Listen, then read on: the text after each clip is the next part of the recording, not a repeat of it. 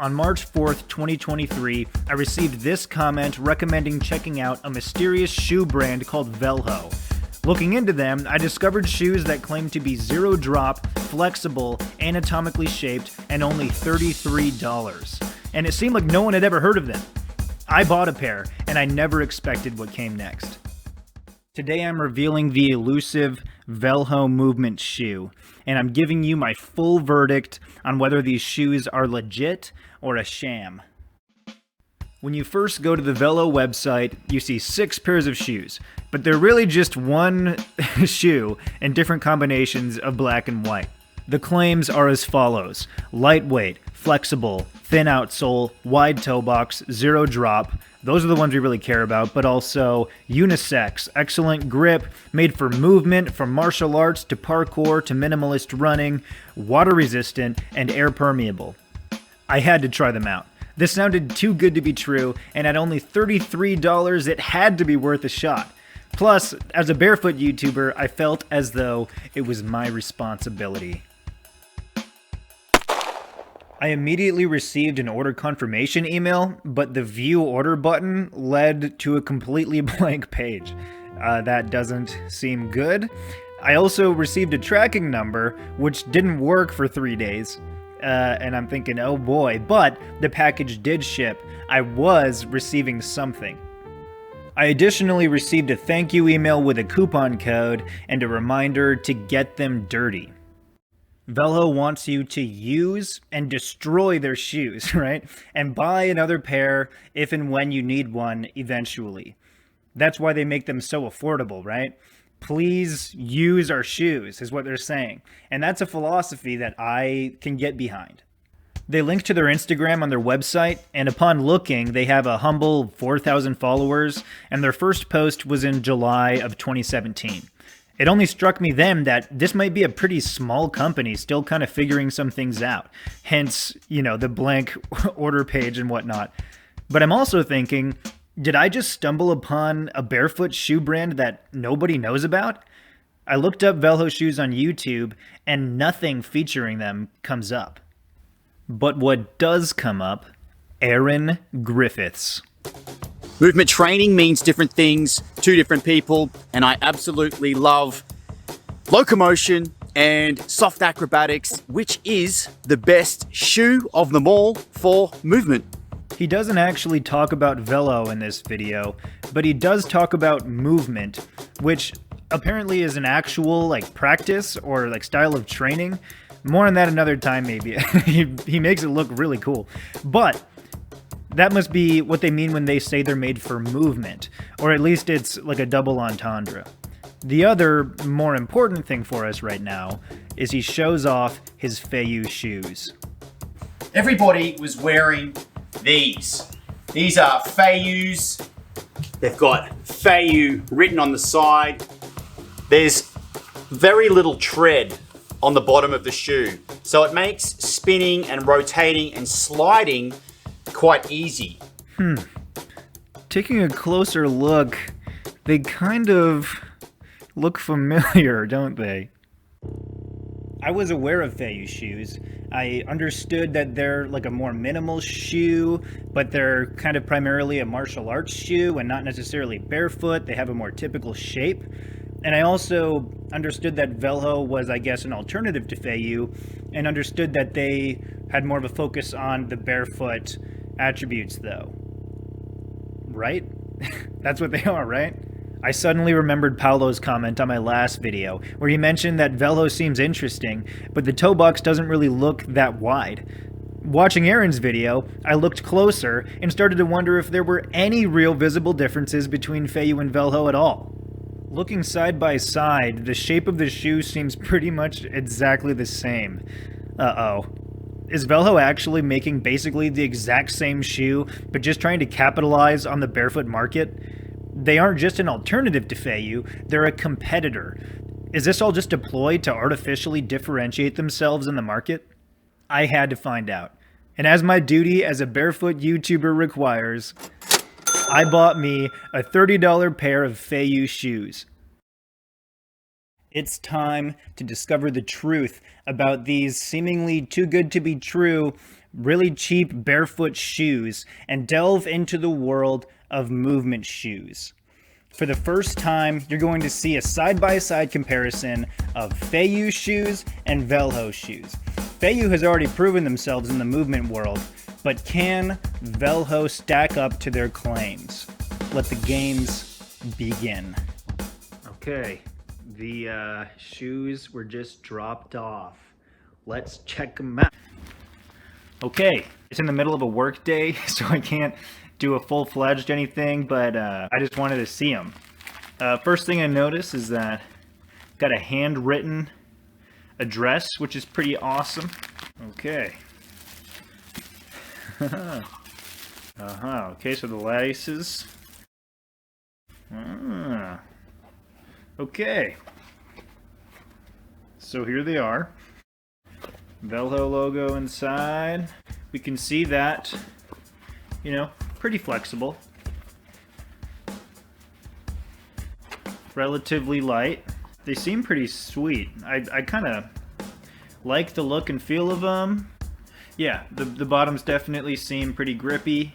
I guess I gotta put them on and lace them. Here they are. The toe box, not that wide. Paolo, you were right. They do feel pretty good. Feel pretty nice, pretty light. Yeah. Maybe slightly wider than your typical shoe. I mean, they're gonna be a little bit wider than like Converse. Not like anatomical barefoot wide, right? So there's a comparison.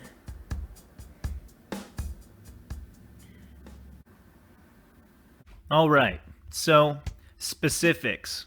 As far as thin outsole, the stack height, like the sole to where your foot actually sits, that depth is about 12-ish millimeters, I think. So it's definitely on the thin side, but there's more cushioning than a lot of barefoot shoes, which are gonna be 5 to 10 millimeters typically.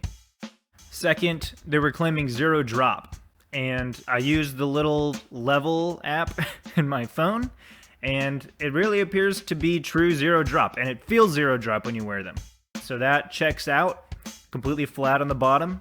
And finally, the claim of wide toe box. The toe box is about 4 inches or like 10.5 centimeters wide. So it might be a little bit wider than your typical shoe, but it's not completely anatomically wide, kind of like that picture on the website suggests. Now, it's kind of a nice between a really restrictive shoe and a really anatomically correct shoe. This kind of hits a nice sweet spot, but if you're like a barefoot purist, you're going to notice that it doesn't allow your toes to splay as much when you're walking. They might be a little bit restrictive if you have wider feet. Walking around in the VELHO shoes, they honestly feel great, right?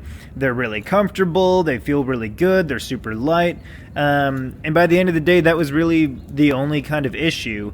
The toes were just a little bit more restricted than I was used to with my normal super barefoot shoes.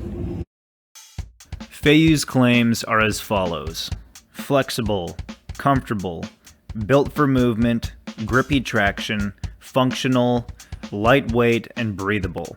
Pretty much the same as VELHO's claims, minus the barefoot ones like wide toe box and zero drop. Aha! UPS man put it under the old mat. It's time for the unbagging. So, this is going to be the big reveal. We're going to just put them side by side right away. I'm not going to wait. Tell me this cool bag, but I don't care about that. Dang. Okay. So off the cuff, these are looking pretty clean. They feel pretty good. Let's see, how flexible are they?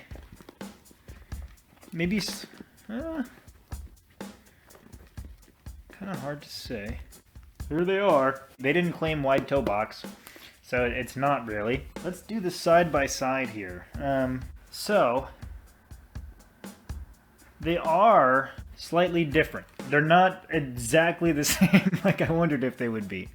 The Feiyue, everything's put together a little bit sleeker. The toe box does look wider on the Velho. As far as weight, the Velho might be slightly lighter. I mean, it looks cooler, so I'm tempted to just like this more.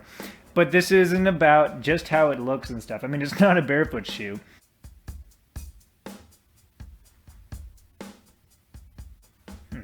I don't know what to think. I think it's going to require a little more analysis. Let's get into the specifics. Okay, people, the Feiyue shoes have been measured and worn. First of all, stack height. This is going to be about 19 millimeters, which is a little bit thicker than the Velho for sure. And not only that, but it actually varies a little bit because the heel is elevated. It's not zero drop. There's like a 4-degree decline from the heel to the rest of the shoe, probably a 2 or 3 millimeter drop, something like that. But when you walk on it, it's noticeable. And the toe box is going to be about 3.9 inches or like 10 centimeters. So a little bit thinner than the Velho. Not wide at all, really. So then wait a minute. That means that the Velho actually has a wider toe box, a thinner outsole, and is actually zero drop when compared to the Feiyue.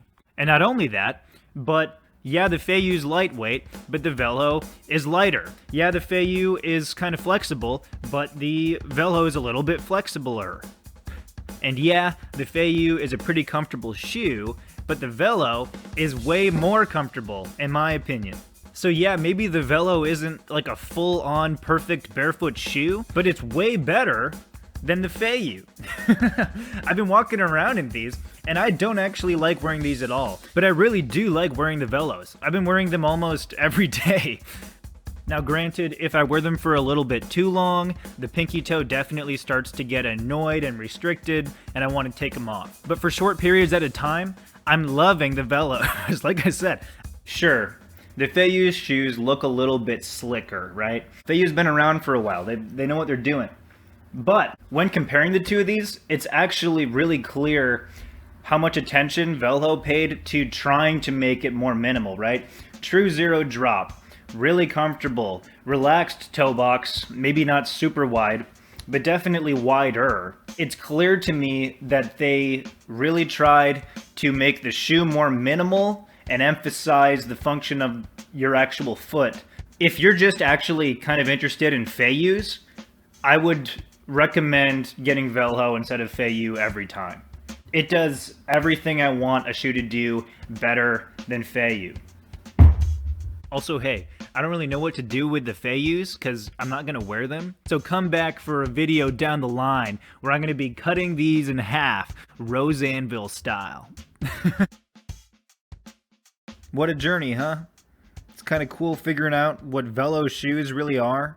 My opinion has drastically changed throughout the video. I don't know if you can tell, but it's been like weeks of shooting different stuff. So here's the deal. With Velho, I can almost look past the marketing issue, keeping it ambiguous how wide it really is, but I also just can't give them the full barefoot stamp of approval. They're just a little bit too narrow to qualify. However, Velho, I'm talking to you directly right now. I love what you're doing. I like your company, I love your shoe, and I would wear it all the time if you just made a model with a 1 centimeter wider toe box. That would be amazing. You could live up to your claims fully, and my world would embrace you. I know it. So hey, think about it. For real. Ball's in your court. And everybody else, what's up? Hi. The only reason I even knew that Velho shoes existed was because of your comments and recommendations. There's so many cool barefoot brands that you probably haven't heard of, and in this video, I go through them all and check them out. That's where Velho first showed up. So anyway, check that out if you want, and thank you very much for all your support.